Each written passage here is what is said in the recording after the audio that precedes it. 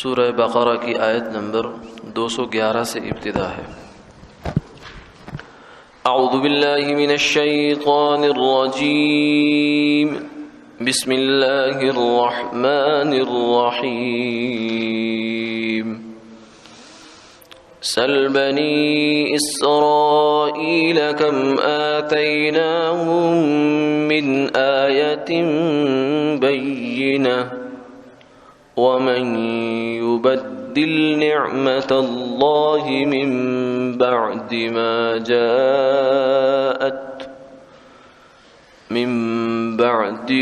جاءته فإن الله شديد العقاب۔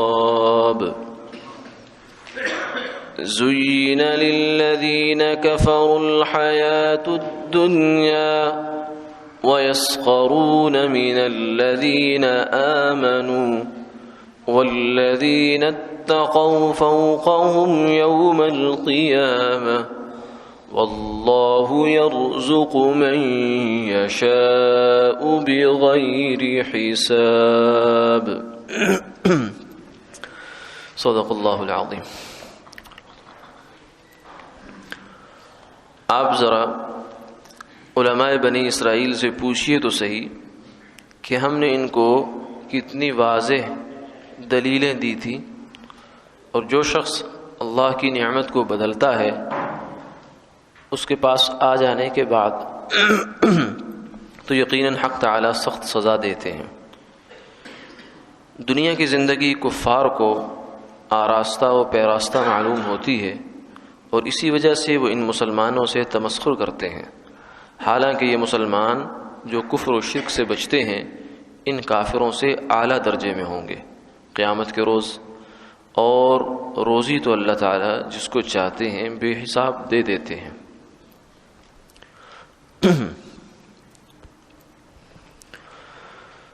ان آیات مبارکہ میں پہلی آیت کے اندر اللہ رب العزت نے نعمتوں کی قدردانی کا اور ناقدری کا انجام بیان فرمایا ہے، اور اس میں جو روئے سخن ہے، گفتگو کا جو رخ ہے، وہ بنی اسرائیل کی طرف ہے۔ آپ صلی اللہ علیہ وسلم سے یہ فرمایا جا رہا ہے کہ آپ ان سے پوچھئے کہ ہم نے انہیں کتنی واضح دلیلیں دی تھیں اپنی ربوبیت کی، اپنی قدرت کی، اور کتنی نعمتیں عطا فرمائی تھی۔ ہم پیچھے پڑ چکے ہیں، دیکھ چکے ہیں کہ بنی اسرائیل کو اللہ تعالیٰ نے کس قدر نعمتوں سے نوازا تھا۔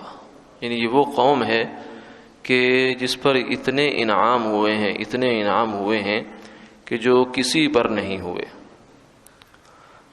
ظاہر کے اعتبار سے۔ تو یہاں ان سے فرمایا گیا کہ آپ ان سے پوچھئے، تو یہاں بنی اسرائیل سے مراد ظاہر ہے کہ یہ یہود کا قبیلہ اور قوم ہے۔ یہیں پر ایک بات جو ہے وہ ضمناً آ گئی کہ ہمارے یہاں کراچی کے ایک صاحب ہیں، ان کا پچھلے دنوں ایک چل رہا تھا میڈیا وغیرہ پر چل رہی تھی بات کہ انہوں نے یہ دعویٰ کیا ہے کہ بنی اسرائیل جہاں بھی قرآن پاک میں آیا اس سے مراد ہم مسلمان ہیں۔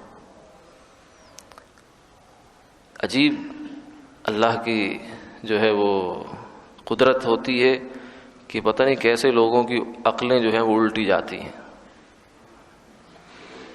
کہ اب پوری دنیا جانتی ہے، اور اب تک مسلمان یہ بات سمجھتے آئے ہیں، مانتے آئے ہیں، جانتے ہیں، بنی اسرائیل بھی جانتے ہیں، مانتے ہیں کہ بنو اسماعیل اور بنی اسرائیل یہ دو لڑیاں ہیں، ابراہیم علیہ السلام سے نیچے چلی ہیں، یعقوب علیہ السلام کی اولاد جو ہے وہ بنی اسرائیل ہے، اور حضرت اسماعیل کی اولاد جو ہے بنو اسماعیل ہے، اور مسلمان یا حضور صلی اللہ علیہ وسلم کا تعلق جو تھا وہ بنی اسماعیل سے تھا۔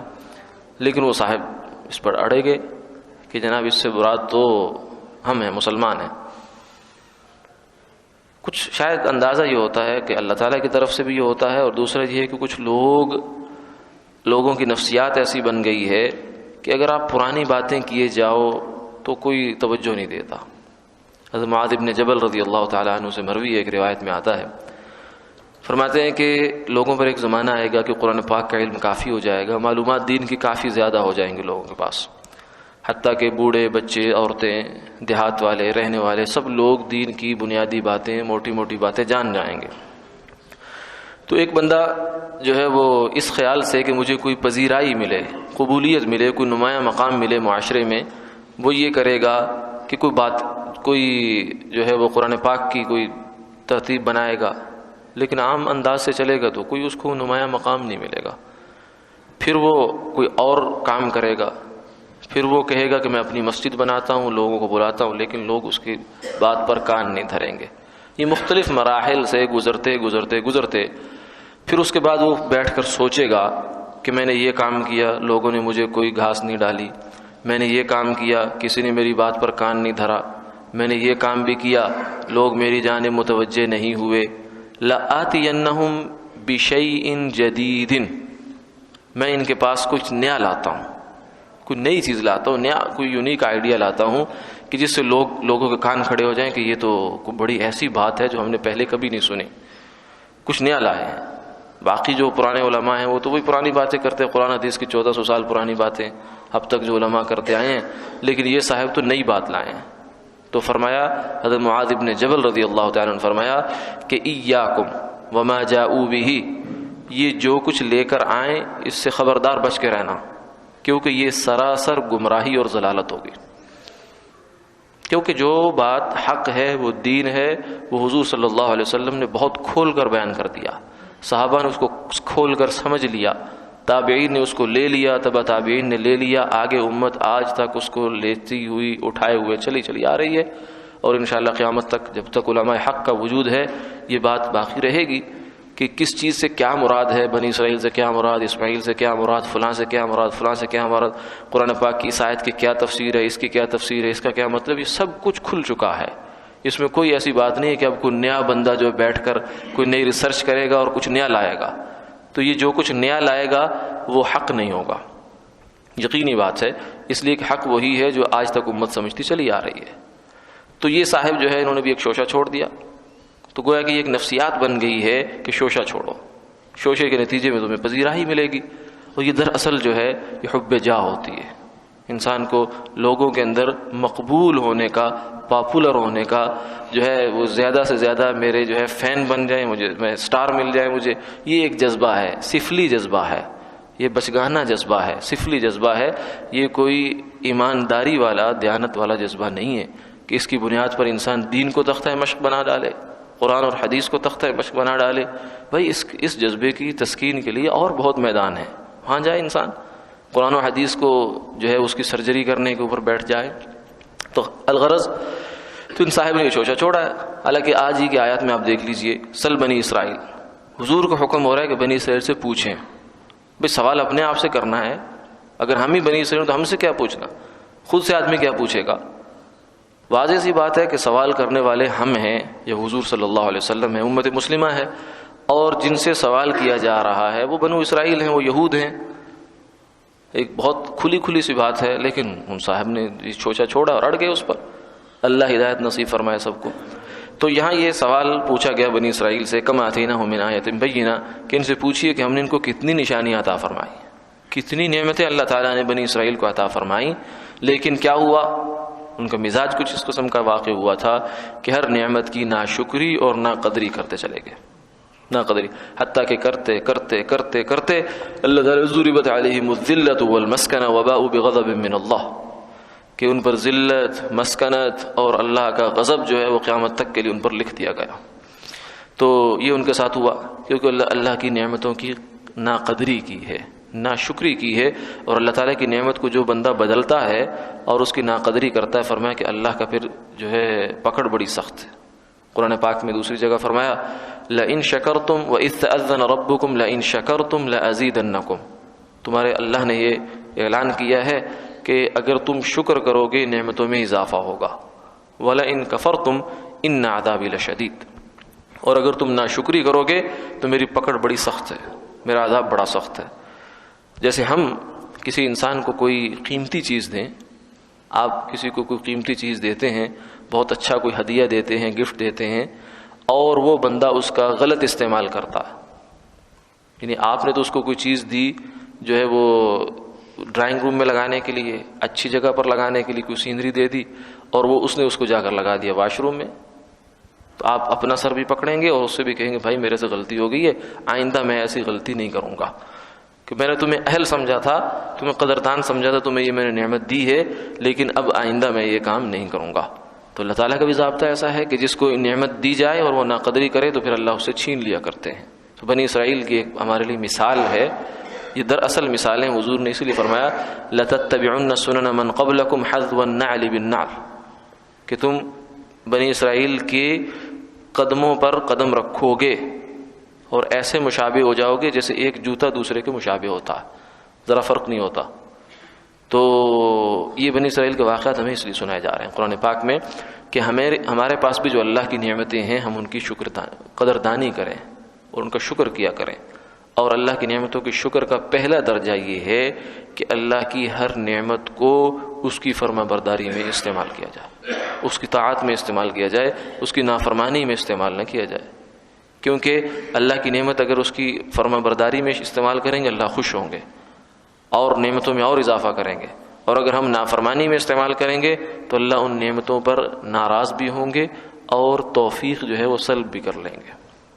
اس کے بعد اگلی آیت میں یہ فرمایا کہ کافروں کے لیے دنیا کی زندگی بڑی مزین ہو گئی ہے، خوشگوار ہو گئی ہے، خوشکن ہو گئی ہے، ان کو دنیا کی زندگی میں مگن ہو گئے ہیں. یہ دنیا کی زندگی ہے، ایک اس کے بعد آخرت کی زندگی ہے، جنت ہے، جہنم ہے، قبر ہے، حشر ہے، نشر ہے. جو مسلمان ہے وہ تو اس دنیا کی زندگی کو ایک بیچ کا ایک ٹکڑا سمجھتا ہے، پوری زندگی کی حقیقت یہ نہیں سمجھتا ہے کہ میں پیچھے سے کہیں سے آیا ہوں اور آگے میں نے کہیں جانا ہے، میری منزل کہیں اور ہے. اور پھر وہ جو دوسری آخرت کی زندگی ہے وہ اتنی عمدہ ہے، اتنی عمدہ ہے، اتنی عمدہ ہے کہ یہ دنیا کی زندگی تو اس کے سامنے کوئی حقیقت نہیں رکھتی. اس لیے فرمایا لو كانت الدنيا تعدل عند الله جناح بعوضة ما سقى كافرا منها شربا، کہ اگر دنیا، یہ ساری دنیا، صرف چند سونا چاندی بینک بیلنس نہیں، ساری دنیا جتنے بھی روئے زمین میں خزانے ہیں، سونا ہے، چاندی ہے، ہیرے ہیں، جواہرات ہیں، آلات و اسباب ہیں، اگر اس کی قدر اللہ کے نزدیک ایک مچھر کے پر کے برابر بھی ہوتی تو کافر کو ایک گھونٹ نہ ملتا. کیونکہ کافر اللہ کا نافرمان ہے، باغی ہے، اللہ کا نافرمان ہے، بغاوت کرتا ہے اس سے، تو اللہ تعالیٰ باغی کو کیوں کچھ دیں گے؟ تو یہ تو ایسی ہے کہ اس کی حیثیت ہی کچھ نہیں ہے. جیسے ہمارے یہاں کوڑا کرکٹ کی کیا حیثیت ہوتی ہے، ہم کوڑا کرکٹ سارا دن گھر سے اس کو صاف کر کے اس کے بعد نکال کر باہر پھینک دیتے ہیں. ہماری بلا سے اسے کالا چور لے جائے، ہمارا کوئی دشمن اٹھا کر لے جائے، ہم کہتے ہیں اچھی بات ہے، دشمن ہی ہے نا، کوڑا لے گیا، ہماری تو صفائی ہو گئی. تو اللہ تعالیٰ کے ہاں اس کی دنیا کی حیثیت کوڑے کے برابر بھی نہیں ہے. تو اس لیے اگر کافر لیتا ہے تو لے جائے. تو اس لیے فرمایا کہ کافر کو یہ دنیا اللہ نے مزین کر دی ہے.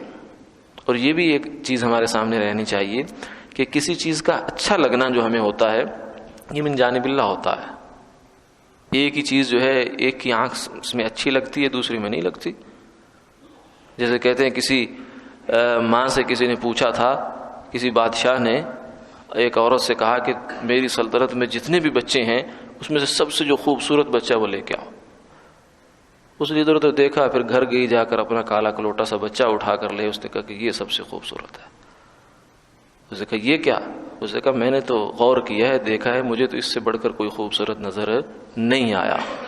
تو اس لیے فرمایا کہ جو خوبصورتی ہوتی ہے وہ دیکھنے والے کی آنکھ میں ہوتی ہے، چیز میں نہیں ہوتی.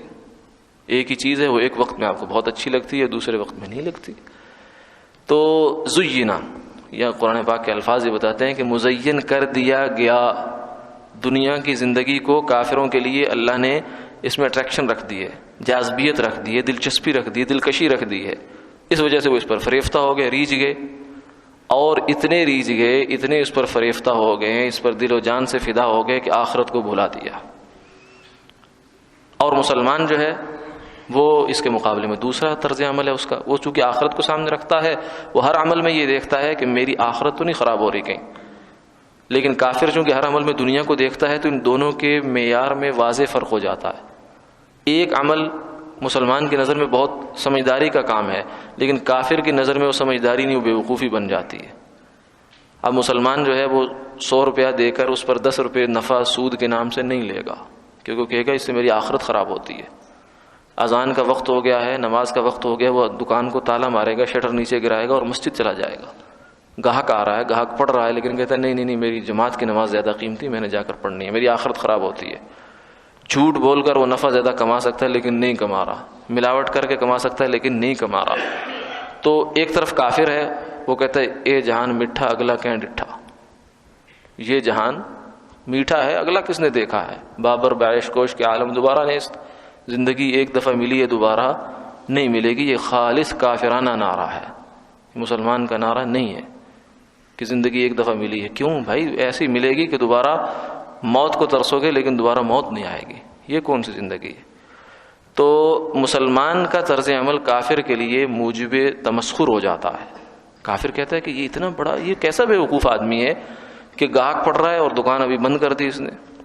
لیکن مسلمان سمجھدار ہے، کیونکہ وہ تھوڑے نقصان کو برداشت کر کے آخرت کا نفع کما رہا ہے، اور اصل نفع تو وہ ہے۔ تو یہ طرز عمل یہ ایک پیش آتا ہے، کیونکہ کافر کے ذہن میں دنیا ہی کی زندگی مزین ہو گئی، تو وہ، اور مسلمان کے ذہن میں وہ دنیا کی زندگی ہے نہیں، اسے تو وہ گھٹیا لگتی ہے، وہ تو ایک گزارے کا خسارے کا سودا لگتا ہے۔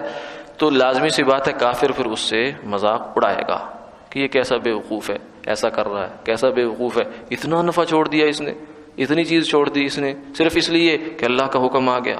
کتنے لوگ آج بھی اس زمانے میں بھی ایسے ایمان والے لوگ موجود ہیں کہ لاکھوں کے نفع ان کے پاس سامنے ہوتے ہیں، لیکن مفتی سے مسئلہ پوچھا کہ یہ میرے لیے جائز ہے، اس نے کہا نہیں جائز، وہیں پہ چھوڑ دیا، پیچھے ہٹ گیا، صرف ایک مسئلے کی وجہ سے، صرف اس لیے کہ آخرت میری داؤ پہ نہ لگ جائے۔ تو یہ کافر کی نظر میں تو بڑی بیوقوفی ہے کہ ایک مولوی پہ کہنے پہ اس نے لاکھوں کا روپیہ چھوڑ دیا۔ وَيَسْخَرُونَ مِنَ الَّذِينَ آمَنُوا، یہ مذاق اڑاتے ہیں ایمان والوں کا۔ وَالَّذِينَ اتَّقَوْا، حالانکہ پتہ چل جائے گا قیامت والے دن کیا ہوگا کہ جو یہ ایمان والے ہیں ان کو اللہ اوپر کریں گے۔ دنیا کی زندگی تو 4 دن ختم ہو جائے گی۔ وَاللَّهُ يَرْزُقُ مَن يَشَاءُ بِغَيْرِ حِسَاب، اور دنیا میں کیا ہے؟